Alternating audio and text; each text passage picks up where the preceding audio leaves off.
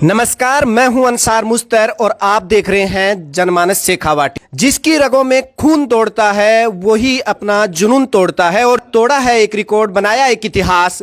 राजस्थान माध्यमिक शिक्षा बोर्ड 2023 के परीक्षा परिणाम जो ही आउट हुए और परिणाम आते ही सबसे पहले झुंझुनू जिले के जाबासर गांव की लड़की ने जो कॉमर्स वाणिज्य वर्ग में जो एक मुकाम बनाया है उसको हर कोई देखकर ताजुब कर रहा है और वास्तव में रिजल्ट देखने के लायक है। जाबासर के अयूब अली की लड़की आईना बानो, जिसने ना केवल वाणिज्य वर्ग में 97.80% अंक हासिल किए हैं बल्कि उसने सारे वो मुकाम बनाकर अपने अलसीसर पंचायत समिति नहीं बल्कि झुंझुनू में एक रिकॉर्ड बनाया है।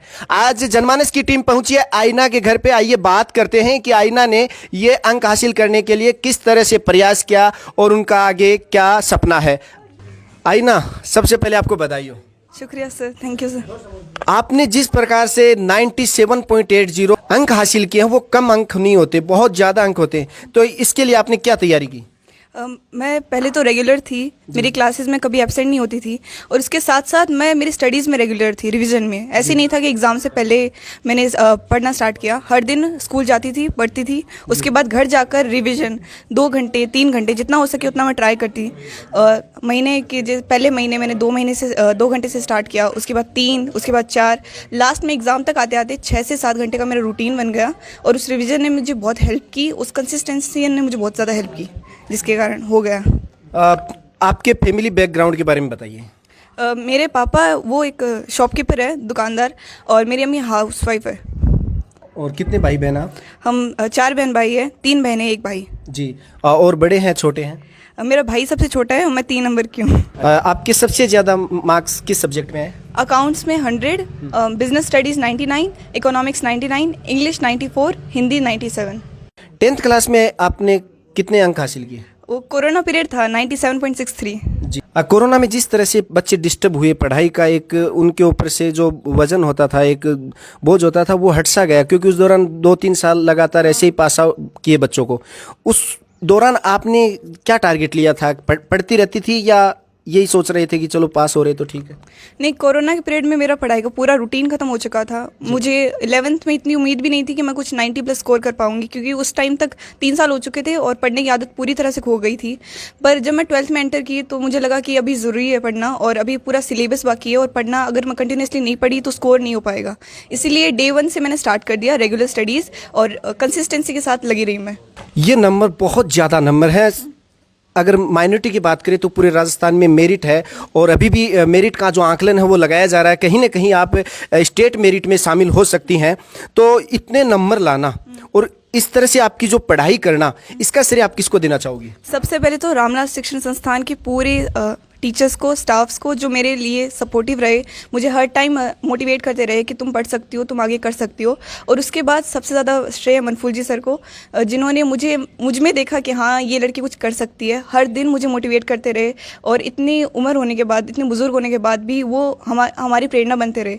शायद उन्होंने हमें इंस्पायर करा और इसीलिए शायद मैं मार्क्स स्कोर कर पाई। कोई और होता तो शायद नहीं कर पाती। आपका मीडियम इंग्लिश रहा, हिंदी रहा? English medium.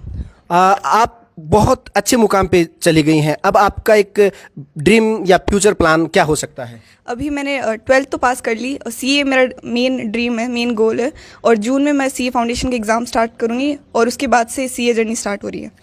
आप जो एक स्कूली शिक्षा होती है उसका एक पड़ाव जो होता है वो कंप्लीट कर चुकी हैं। आपकी तरह और भी बच्चे, लड़के और लड़कियां पढ़ रही हैं, तो उनके लिए आप क्या मैसेज देना चाहेंगी? जो मैं उनको कहना चाहूँगी कि आप एक साथ ये ना सोचें कि हम दिन में 12 घंटे या 14 घंटे या 15 घंटे में अगर पढ़कर कुछ कर पाऊंगी तो तब हो जाएगा, या फिर आप सिलेबस को सोच रहे हैं कि मैं लास्ट के 1 मंथ या 2 मंथ में मैं हाँ कर लूँगी, तो नहीं, ऐसा नहीं हो सकता। आपको रेगुलर होना पड़ेगा, भले ही टाइम कम क्यों ना हो, 2 घंटे या 3 घंटे क्यों ना हो, बट अगर आप रेगुलर हो और अगर आप रेगुलरली रिवाइज कर रहे हो तब ज़्यादा हो सकता है, उसकी बजाय जहाँ पर आप लास्ट मंथ में सारा बर्डन डाल दे और फिर रिवाइज भी ना कर पाए। तो इसलिए रेगुलर रहे और क्लास में पूरी तरह से अटेंशन दे। जितना इंसान क्लास में अटेंशन देता है, क्लास के टीचर्स को सुनता है, उतना वो ज़्यादा मोटिवेटेड रहता है अपने मार्क्स स्कोर करने के लिए, क्योंकि वो उनको बार बार इंस्पायर भी करते रहते हैं और उनको अपना सिलेबस हद से ज़्यादा समझ में भी आता है। बिल्कुल सुनना पड़ेगा क्लास में, अटेंशन आपको होना पड़ेगा क्लास में। और सुन रहे हैं तमाम दर्शक, मैं फिर से बता दूं, ये है आईना, जिन्होंने ना केवल डिस्ट्रिक्ट में बल्कि स्टेट मेरिट में माइनॉरिटी की ये आईना बानो मेरे साथ आईना के मम्मी पापा भी हैं, आइए उनके पापा से बात करते हैं। जी सर, बधाई हो आपको। बहुत बहुत सर आप लोगों को और पूरे समस्त रामलाल शिक्षण संस्था के पूरे स्टाफ को, जिन्होंने इस बच्ची के भविष्य के बारे में इतना कुछ पहले ही जांच लिया कि इसका क्या स्कोप बनने वाला है और या क्या इसका भविष्य बनने वाला है। इन लोगों ने तो पहले ही हमें बधाई देनी शुरू कर दी थी कि ये बच्ची एक दिन राजस्थान टॉप करेगी।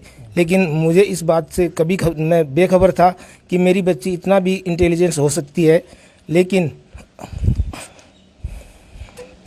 आज मैं अपना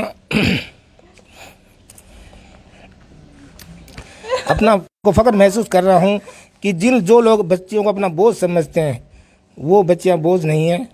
वही एक माँ बाप के लिए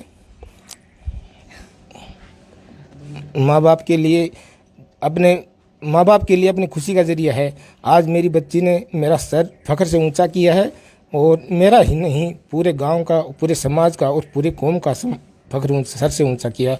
मैं इसका बहुत बहुत आभारी हूं और ये मैं मेरी बच्ची की और तमाम बच्चियों की भविष्य की उज्जवल कामना की उम्मीद करता हूं। किस तरह से इनके पापा जो है वो भावुक हो गए हैं। इनके 3 बेटियां हैं और जब ये बोल रहे थे तो इनके अल्फाज जो है वो ज़बान से निकल नहीं रहे, क्योंकि इतने भावुक हो गए। इस समय जो एक ये नज़ारा है, इतनी खुशी है इनके, और आज वाकई में इनके गांव का और इस संस्था का और इस ज़िले का नाम रोशन किया। ये एक स्वर्णिम पल होते हैं, ये खुशी का इजहार होता है। और इन्होंने एक जो लाइन वर्ड कहा है कि बेटियों को बोझ ना समझे, वाकई में सैल्यूट है ऐसे माता पिता को जिन्होंने इस तरह के नौनिहालों को, सितारों को और अपने घर से बाहर एजुकेशन की इदारे में भेजा और वहाँ से ये बच्चे निकलकर अपनी कौम और अपने मुल्क और गांव का नाम रोशन करने के लिए आगे बढ़ रहे हैं। इनकी माता जी भी है। बहुत बहुत बधाई हो आपको। शुक्रिया सर। क्या कहना चाहोगे? मैं बहुत खुश हूँ, मेरी बच्ची ने इतने नंबर लिए हैं और आगे क्या बोल सकती हूँ। मेरी थोड़ी तबीयत खराब है, अभी मैं बोल नहीं सकती ज़्यादा सर। तो ये इनकी माता जी जिन्होंने वो मतलब एक भावुक पल है ये इससे बड़ा कोई पल, कोई वक्त हो नहीं सकता। और इन पेरेंट्स के लिए, इस बच्ची के लिए, इस घर के लिए, इस परिवार के लिए सैल्यूट है जनमानस शेखावाटी की तरफ से कि आईना ने 97.80 जो प्रतिशत अंक हासिल किए हैं वो वाकई में कॉमर्स वाणिज्य वर्ग में एक बहुत बड़ा मुकाम होता है। और उम्मीद करते हैं आप जितने भी लोग इस वीडियो को देख रहे हैं उन बच्चों तक ये वीडियो पहुंचना चाहिए ताकि वो भी मोटिवेट हों और अपने आप को इस तरह से एक कामयाबी की मंजिल की ओर लेकर जाएं। कहना चाहती हूँ कि मेरी 3 लड़कियाँ हैं, 1 लड़का है। तो तीसरी लड़की ने ये बहुत मेहनत की है और सबसे टॉप आई है जी। तो मैं आज बहुत खुश हूँ, इसलिए आपको सबको धन्यवाद कर रही हूँ। और ये बहुत ज़्यादा मेहनत करती है, सुबह से लेकर शाम तक आप पढ़ाई पर रहती है, कभी मोबाइल को टच नहीं करती है। ये कहना चाहती हूँ तो सब आप लड़कियों को पढ़ाइए, लड़कियाँ कोई बोझ नहीं होती है, सब आप लड़कियों को पढ़ाइए और आगे बढ़ाइए। मैं आयना का पापा, एक रोज़ मैं और आयना बैठे हुए थे। मैंने आयना से पूछ लिया कि आयना तू इतनी खुश हो रही है, स्कूल वाले बार बार है, क्या तेरे 90% नंबर आ जाएंगे? आयना की कुछ बोली की लैंग्वेज इस तरह की है कि बोलती है कि पापा आप कैसी बावली बातें करो, ऐसे बोलती है वो। तो मैं सोचा कि ये 90% नंबर को मैंने ज़्यादा बोल दिया। मेरे को नहीं मालूम कि ये मेरी टूटी रही है, 100% नंबर उठी रहे। और जब इसका रिजल्ट आया रात को तो ये तो अरे इंग्लिश वाले ने तो मेरे साथ गद्दारी कर दी। उसने तो मेरे 6 नंबर पता नहीं कैसे काट लिए, इंग्लिश वाले ने 6 नंबर। बहुत ज़्यादा ये भावुक हो गई और इतनी परेशान हो गई। अब मेरे मन फूल जी सर मेरे को क्या बोलेंगे, क्या बोलूँ। बहुत देर तक गमगीन रही, खुशी के आंसू भी रहे, लेकिन हम लोगों ने इसको टैकल किया। और आज मैं बहुत खुश हूँ कि मेरा गाँव इतना खुश है कि ये बोल रहे हैं कि ये लड़की ही कहाँ।